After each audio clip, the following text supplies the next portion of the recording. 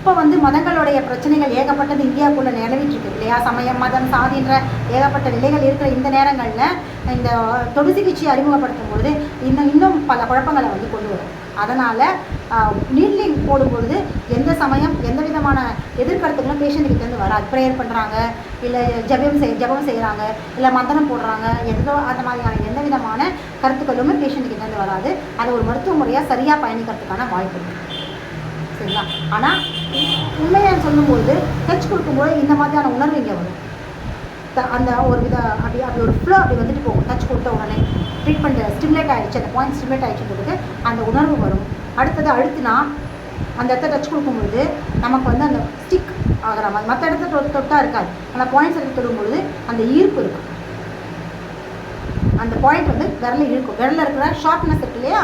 அந்த ஷார்ப்னஸை வந்து அதை ஸ்டிமுலேட் பண்ணிக்கிறதுக்காக அந்த தளர்ந்து இருக்கிற பஞ்சபூதங்கள் அந்த ஷார்ப்னஸை எடுத்துக்கிட்டு தானே எடுத்துக்கிட்டு ஸ்டிமுலேட் ஆகும். இது வந்து தொடு சிகிச்சையுடைய மகத்துவம். ஆக மொத்தத்தில் அக்குபஞ்சர் சிகிச்சை முறை எல்லாமே மகத்துவமான ஒரு விஷயம் தான். அதே மாதிரி ஃபோன் ஹீலிங் கொடுத்தாலும் அப்படி தான், கவனம் தான். அது வேறு ஒன்றுமே கிடையாது. எந்த ப்ரேயரோ ஏதோ சொல்கிறதோ பேஷண்ட்டை இந்த மாதிரி தான் பல விஷயங்களை வந்து அவங்களா ஒன்று புரிஞ்சுக்கிட்டு, மதம் ஆதிக்கம் பெற்ற நாடு இல்லையா? சமயங்களில் நிறைய குழப்பங்கள் மக்களுக்கு சொல்லி கொடுத்துருக்காங்க இல்லையா? ஸோ இதனால் மருத்துவ முறைகள் வந்து பிழண்டு போயிடுச்சு. ஸோ ஃபோன் ஹீலிங்கும் அப்படி தான், கவனம் தான். நாங்கள் அந்த பாயிண்ட்டில் கவனம் செலுத்துகிறோம், நாங்கள் கவனத்தை வைக்கிறோம். அந்த கவனத்துடைய ஷார்ப்னஸில் தான் புள்ளிகள் ஸ்டிமுலேட் ஆகி அவங்களுடைய பிரச்சனைகள் குணமாகுது தான் உண்மை. ஆனால் பேஷண்ட்ஸ் என்ன எடுத்துக்கிறாங்கன்னா அவங்க ஏதோ ப்ரேயர் பண்ணுறாங்க அப்படிங்கிற இடத்துக்கு வராங்க. ஸோ இந்த மாதிரியான குழப்பங்கள் வந்து அவங்க வெளியே கொண்டு வரணும்னா நீட்லிங் மட்டும்தான், சிங்கிள் நீட்லிங் மட்டும்தான் சரியாகும். சரிங்களா? ஸோ அக்குபஞ்சர் பற்றி இன்றைக்கி இவ்வளோ இந்த மாதிரியான விஷயங்கள் பார்த்து இன்னும் நிறைய அக்குபஞ்சர் பற்றி இன்றைக்கி பார்ப்போம். அதுக்கு முன்னாடி ஒரு சின்ன விஷயத்தை ஒரு பெண்கள் சார்ந்த ஒரு விஷயத்தை வந்து சொல்லணும் அப்படின்னு நினைக்கிறேன். என்ன அப்படின்னு பார்த்தீங்கன்னா, கர்ப்பப்பையோடைய நார்மல் டெலிவரி, சிசேரியன், இது ரெண்டுத்தில் இருக்கிற பிரச்சனைகள் என்ன அப்படின்னு பார்த்தீங்கன்னா, ஏன் இன்றைக்கி சிசேரியன் பண்ணவங்களுடைய வயிறு பெருசாக இருக்குது, நார்மல் டெலிவரி பண்ணவங்க வயிறு வந்து ஃப்ளாட்டாக இருக்குது அப்படின்னா எல்லோரும் என்ன நினைக்கிறாங்க, காற்று போடணும், கட் பண்ண உடனே காற்று உள்ளே போந்துடும், அதனால தான் கிடையாது. அதாவது இயற்கையுடைய கட்டமைப்பு, இயற்கை வாழ்வுடைய கட்டமைப்பு என்ன அப்படின்னு பார்த்தீங்கன்னா, உடல் இயற்கை எப்படின்னா, ஒரு குழந்தை முழுசாக மேனுஃபேக்சர் ஆகிடுச்சு, அதாவது உடலால் முழுசாக தயாரிக்கப்பட்டதுக்கு அப்புறமா தான் டெலிவரி பெயின் அப்படிங்கிற வலி, பிரசவ வலி வந்து கொடுக்கும். முழுசாக அதுக்கு திருப்தியாக இருக்கணும், எந்த பிரச்சனையும் இது ஓகே கம்ப்ளீட் எல்லாம் முடிஞ்சு, இனி அந்த குழந்தை உடம்புடைய கழிவு, அது வரைக்கும் அது உடம்புடைய சொத்து. மேனுஃபேக்சர் முடிஞ்சிருச்சு அப்படின்னா அது உடம்புடைய கழிவு, அது உடம்பு வெளியேற்ற தான் பார்க்கும். இது உடம்புடைய இயற்கை. அது முடிச்சதுக்கப்புறம் தான் வலி கொடுத்து அது வெளியே தள்ளும். அப்போ அது வெளியே தள்ளும் பொழுது, அதை வெளியே அனுப்பும் பொழுது அதோடைய கான்ஷியஸில் இருக்கும். உடல் மொத்த இயக்கங்களுமே ஒரு குழந்தை அப்படிங்கிற கழிவை உடலை விட்டு வெளியே மேனுஃபேக்சர் முடிஞ்சிச்சு, இனி வெளியே தள்ளணும் அப்படின்னும் பொழுது மொத்த இயக்கமுமே எல்லா விதமான பஞ்சபூதங்களும் எல்லா உறுப்புகளுமே அந்த குழந்தையை வெளியேற்றுறதுக்கான ஒரு ப்ராசஸில் தான் இருக்கும். தசைகள், எலும்புகள், நரம்புகள், உடல் உறுப்புகள், பஞ்சபூதங்கள், ஆற்றல்கள், பராமரிப்பு சக்தி, எதிர்ப்பு சக்தி, கழிவு நீக்கம் சக்தி எல்லாமே அந்த குழந்தை வெளியேற்றுற ப்ராசஸில் கான்ஷியஸோடு அங்கே இருக்கும். அப்போ அந்த கான்ஷியஸோடு இருக்கும்பொழுது என்ன ஆகும் அப்படின்னு பார்த்தீங்கன்னா, பிற உறுப்புகளுக்கு பாதிப்பு வராது. வெளியேற வழித்தடம் வந்து குழந்தை வெளியேறும் பொழுது அங்கே அந்த குழந்தை எந்த பேரானம் இல்லாமல் வெளியேற்றுறதுக்கு அங்கே ஒரு விதமான பசை ஊறும். அந்த கர்ப்பப்பையிலேருந்து வர வாயிலிருந்து அந்த பெண் உறுப்பு வழியாக வெளியேற இடம் முழுக்கவுமே உடலால் ஒரு வித பசை வெளியேற்றப்படும். இது எப்போ புரிஞ்சுக்கலாம்னா, மலம் வெளியேறும் பொழுது, மலம் உடலால் வெளியேற்றப்படும் பொழுது அங்கே உடலாக ஒரு பசையை வந்து உருவாக்கும், மலம் ரொம்ப இயல்பாக வெளியேறதுக்காக.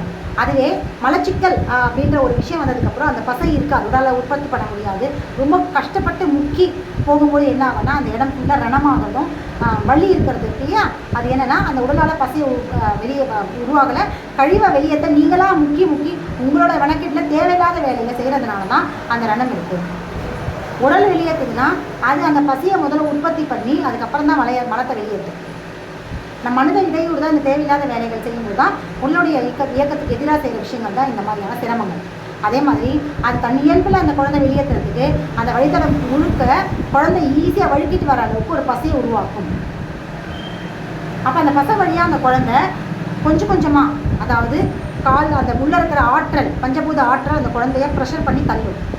குழந்தையோட முயற்சி, குழந்தை உடம்புல இருக்கிற பஞ்சபூதங்கள் வெளியேற்றத்துக்கான முயற்சி செய்யும், ஆற்றல் முழுக்க குழந்தை முயற்சி செய்யுது. தாயோட உடலுடைய பஞ்சபூதங்களும் ஆற்றலும் குழந்தைய வெளியே தள்ளுறதுக்கான முயற்சி. ஸோ 2 பஞ்சபூதங்களும் இணைஞ்சி அந்த குழந்தைய வெளியே தள்ளும். அப்போது அது படிப்படியாக அது எத்தனை இன்ச்சில் வந்து வெளியேறதோ அத்தனை இன்ச்சு அந்த கர்ப்பப்பையோட வாய் சுருங்க ஆரம்பிக்கும். பலூன் மாதிரி இருக்கிற அந்த கருப்பையோடைய அந்த அவுட்டர் வால் மெலிசாக இருக்கும் இல்லையா, அந்த கர்ப்பப்பை படிப்படியாக சுருங்கணும் அப்படின்னா குழந்தையோட இன்ச்சு பை இன்ச்சா கான்ஷியஸ் இருக்குது உடல் மொத்தமும். அப்போ அந்த கான்ஷியஸில் என்ன செய்யும் அப்படின்னு பார்த்தீங்கன்னா, நம்மளே ஒரு வேலையை கான்ஷியஸாக இருக்கும்பொழுது எந்தவித இடர்பாடோ தடங்களோ இல்லாமல் மிகச்சரியாக செய்வோம் இல்லையா. ஸோ அந்த மிகச்சரியாக செய்கிற விஷயந்தான் கர்ப்பப்பையை தன் இயல்பு சுருங்க வைக்கிறதாங்க.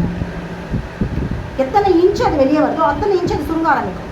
அப்போ கம்ப்ளீட்டாக அந்த குழந்தை வெளியே வரும்போது அது கம்ப்ளீட்டாக அதோடைய இவ்வளோ தான் கர்ப்பப்பையோட கர்ப்பப்பை இவ்வளோ தான்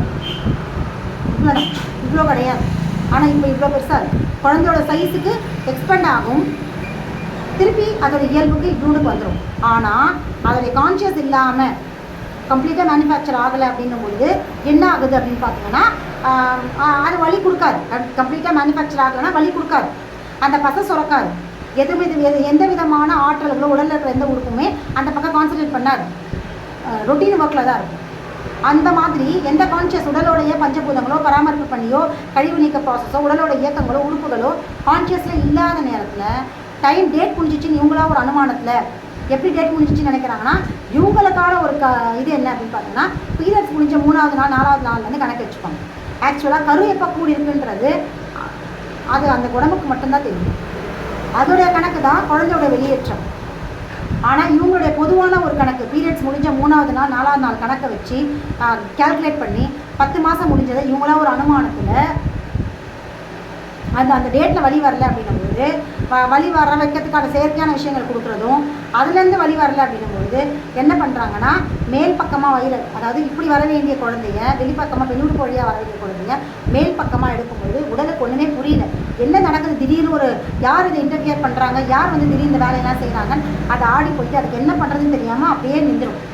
அது நின்றுக்கிற நேரம் தான் கர்ப்பப்பை அப்படியே வாய் திறந்து அந்த குழந்தை எப்படி இருக்கோ அந்த சைஸில் அப்படியே இருக்கும். ஏன்னா முறையற்ற ஒரு வெளியேற்றம் இருக்கும்பொழுது அந்த கர்ப்பப்பையை சுருங்க வைக்கிற ஆற்றல் அங்கே வேலை செய்யலை, பராமரிப்பு சக்தி அங்கே வேலை செய்யலை. அந்த கர்ப்பப்பையை கான்ஷியஸோட தன்னுடைய சுருங்கி விரிகிற தன்மை தானே ஒரு உறுப்புடைய இயக்கம். அந்த சுருங்கி விரிகிறதுக்கு பஞ்சபூதங்களும் அதை சுற்றி இருக்கிற அந்த பராமரிப்பு சக்தியும் வேலை செய்யணுமா இல்லையா.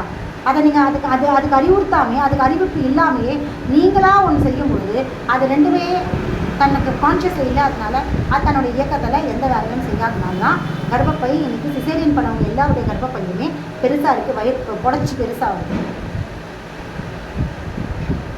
நார்மல் டெலிவரி பண்ணால் மட்டும்தான் கர்ப்பப்பை அது இயல்புக்கு சுருங்கும். நீங்கள் கட்டுறீங்களோ கட்டாமல் இருக்கீங்களோ அது தேவையே இல்லை. நார்மல் டெலிவரி ஒன்று ஆரம்பிக்கும் பொழுதே அது வெளியே வரும்போதே இங்கே சுருங்க ஆரம்பிச்சிடும்.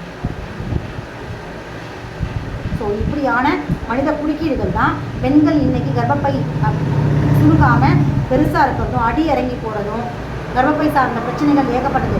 பல்கி யூட்ரஸ் அப்படிங்கிற விஷயங்கள் நடக்கிறதுக்கான காரணம் சிசேரியன் அப்படிங்கிற ஒரு முறையற்ற டெலிவரி